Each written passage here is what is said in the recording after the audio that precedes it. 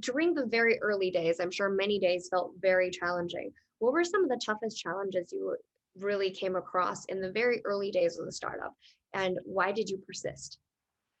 Yeah, so in the very early days of the start of the company, so we started the company in 2007, and then almost immediately after, a really well-funded startup started the exact same company, and like literally the same company, same focus, same go-to-market motion, same everything, and we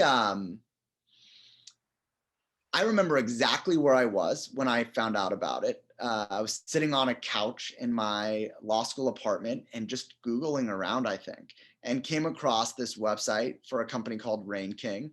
And I looked at it and thought, oh man, it's just the worst timing. We just started this company. I just decided I'm not going to go to on-campus interviewing with the biggest law firms in the country. I'm like deep into this thing, and some well-funded startup with a bunch of information services executives who've done this before just decided to get into this space where there was like literally no competition really the day before. And I remember just thinking like, we're like, I don't know, I really didn't know what was going to happen. I assumed that that we would be in business for kind of a few more months, and then that was going to be it. We just had money on credit cards, and they brought in, the senior bench of senior executives. I was 23. I may have turned 24 by then, but 23, 24. And I was like, that's it. What a bad decision this has been. And then I think two things happened. One, we just continued to build the business and try to pretend that that company didn't exist. And then they reached out to us, and we offered to take a look at our business from an M&A perspective. And we were kind of 9 months into building the company. And we thought like, hey, maybe we could get a couple $1 million for this thing that we just started 8 months ago and just go do whatever, I don't know, anything else. And so we went out and we met with the founder and the CEO of the business. We met with their management teams. And at the end of the meeting, they just basically told us we didn't have a business. And like they said, it's not really a business. So we'll like license some things from you, but we're not interested in buying you as a going concern. And we walked away, went home, and we just were resolved to win in the space. And, fast forward, it's 2008, fast forward 9 years from then, and we acquired that company in a $300 million acquisition that really put we're both great companies at that point.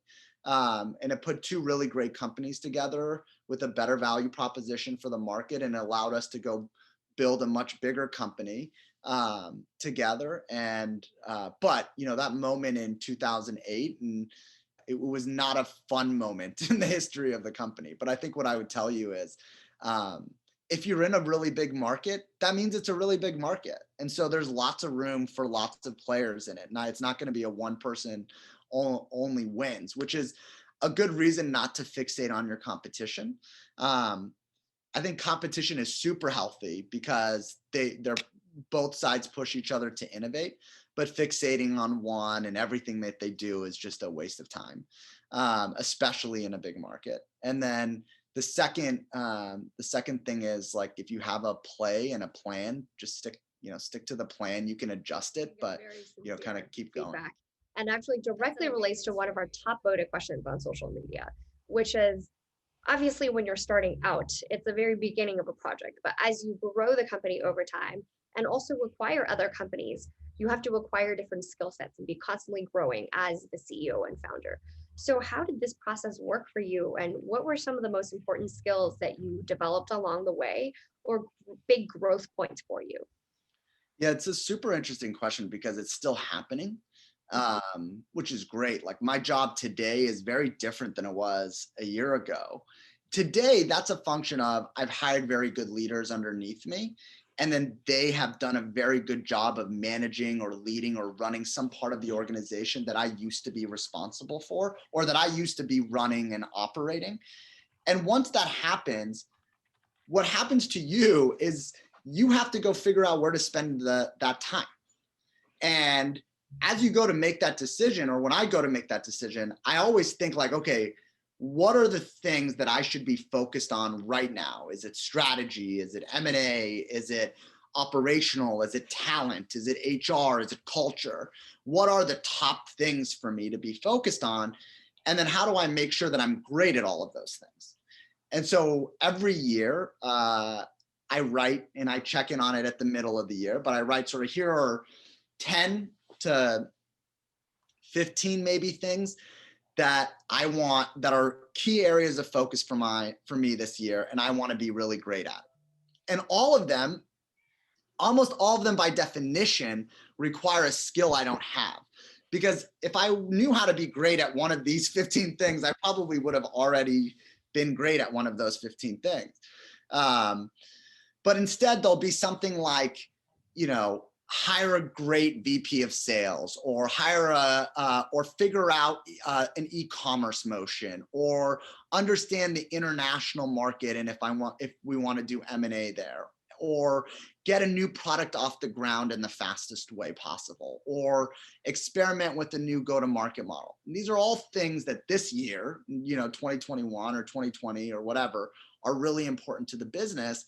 And then it's up to me to go learn those skills that are required for me to make those things successful or not. And that is the motion. It's kind of every year, there are 15 things that I want our company to be really great at. And in order for me to do that, I can't just go like, hey, John, be great at this thing. It's like, I'm going to learn what great looks like and understand what great really is, and then lay out a plan for us to be great in whatever that might be, and make sure we have the right people to go do that. But that's it. And I used to answer this question by saying I listen to the business. So the business will tell you kind of the things that you need to be great at. And really just listening to the business and going, hey, these are the 15 things. And then running after those just forces you to learn and acquire new skills and evolve. I don't really subscribe to the idea that there's a startup CEO, and then there's a private equity CEO, and then there's a public company CEO.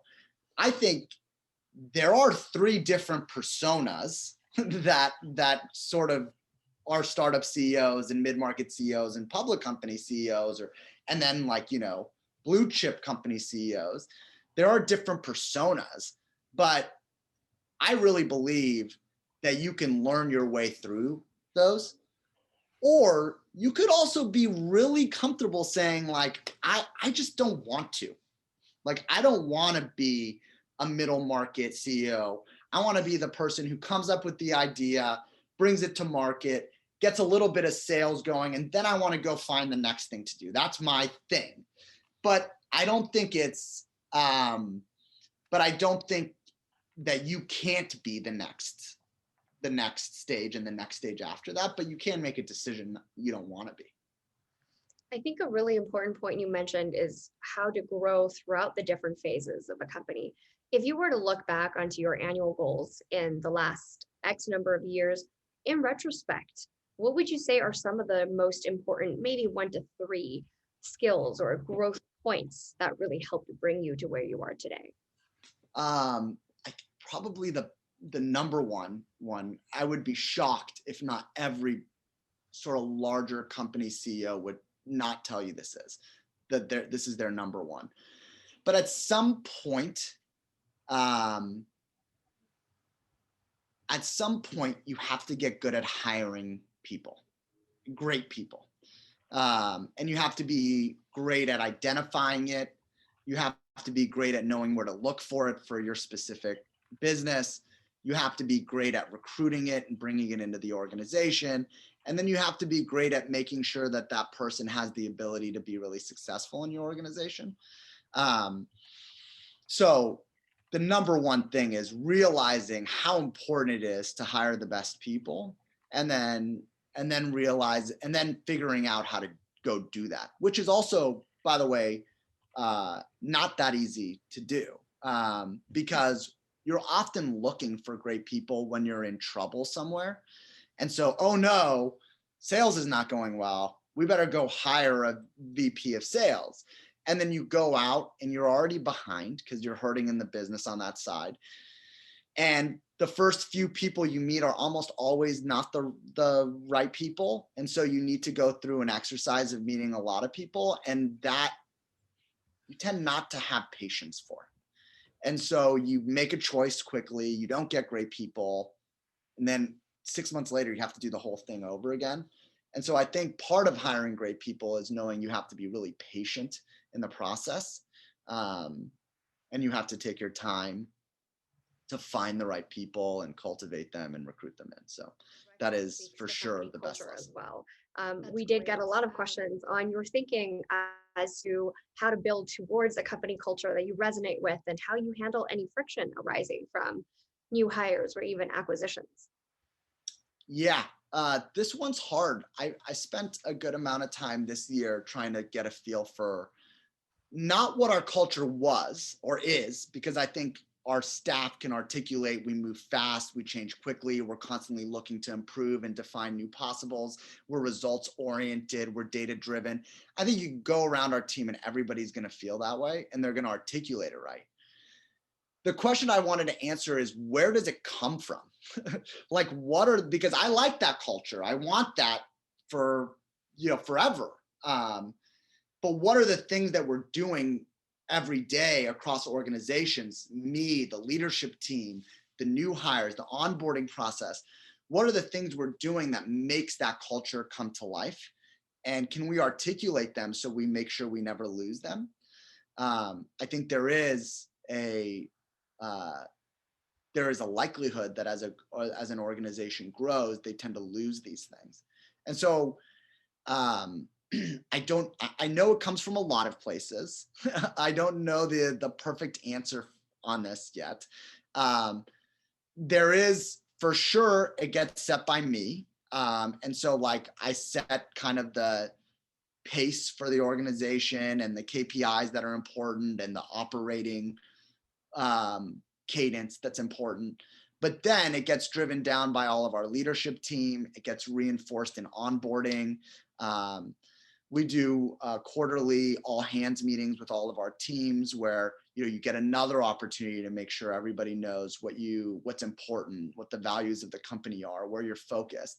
As a public company, you have earnings calls every quarter where I get on the phone and I talk to investors and analysts about what went well in the quarter, where we're improving, where we're investing, where we see the big opportunities. And I think just that communication, it's very focused.